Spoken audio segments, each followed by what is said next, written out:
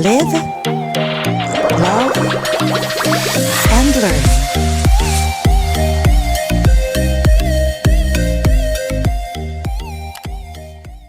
Have you ever tried to pull a prank on others?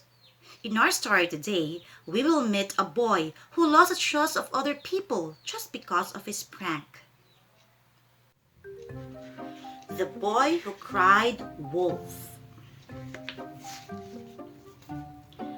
In a time as old as the gods themselves, there was a shepherd boy named Jason who loved dreaming of adventures and having fun. On summer mornings, he would be playing with his friends or out listening to the bard's tales of Hercules and the monsters.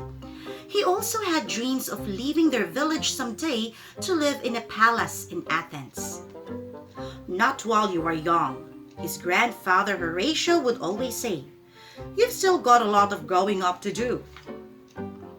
But Jason thought otherwise. "But I'm old enough," he would mutter to himself. "And besides, I'm getting sick of watching sheep and milking goats." Then he would pound his fist at the table in protest. Horatio would just look at his hard-headed grandson and whisper to himself, "How am I going to teach this boy that everything takes hard work?" One summer afternoon, Jason was out in the fields looking after their sheep. Boredom soon overtook him, so he decided to play a prank on the first person he sees. A few moments later, a woodcutter came along. Jason then asked himself, "What trick am I going to play on this man? Should I tell him out loud that a gorgon is about to attack me? With the woodcutter a few meters away from him, Jason, with all his might, let out a terrible cry.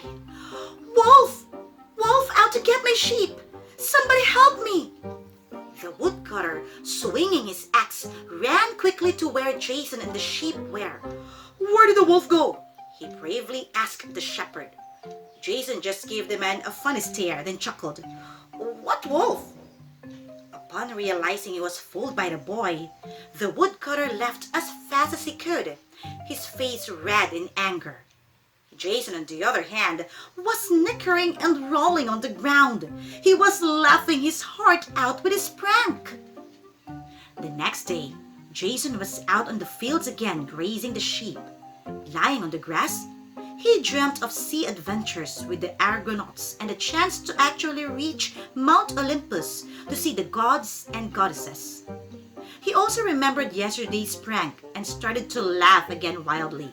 Again, he decided to play the jokes, this time on his playmate Phineas, who was passing by on his way home. "Wolf!" cried the boy while turning to his friend. "Wolves are out there to get my sheep!" "I'll go get the village folk," said Phineas, who was white in the face as he ran past the hills to their village.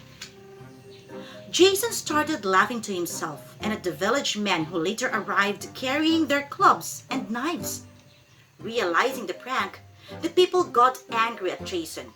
"I left my wine making for this," one muttered. "Oh bother," one said, "just when I'm milking the cows." And they all left in a hurry to go back to their chores, leaving the boy who cried wolf alone with his joke. The next afternoon, while Jason was chuckling about his grand prank yesterday, a howl broke through the air. Jason's smile quickly disappeared from his face. From the darkness of the woods, numerous eyes blazed. One more howl, and the wolves started running out from the trees. Like lightning, those hunters jumped upon Jason's sheep, tearing them apart one by one.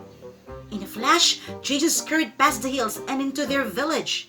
On his way, he met the woodcutter from the other day. "Wolves are killing my sheep!" he cried. The woodcutter laughed him off. "Ha ha ha! Tell it to the gods. Zeus knows I've got too much wood to cut today." "But it is real this time," Jason said. But the woodcutter was well on his way into the woods. Running once more, he met Phineas playing in the meadow and cried the same cry. "Nice joke," Phineas said. "Sorry, but my mother said not to talk to you anymore."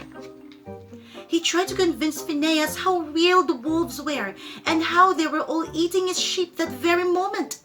Yet his friend was no longer listening to him. Mustering all his speed, he went to the village square and cried wolf there. People looked in his direction, and when they saw it was Jason, they shrugged and went about doing their jobs. That very moment, Jason knew his sheep were all going to settle nicely in the bellies of the wolves. Sure enough, when he returned to the field, nothing was left. The wolves wiped everything clean. Jason mourned terribly over the loss of his sheep. From that day forth, he learned his lesson well, not to break the people's trust, and he learned and grew much from it. The end. The story teaches us that we must not play prank on other people, especially if it will disturb them in their work or may put their lives in danger. If we do this, we might lose the trust that our family, friends, and other people give us. If you love this story, please don't forget to like this video, subscribe, and ring the notification bell for more wonderful and amazing stories like this. Thank you for watching. Bye!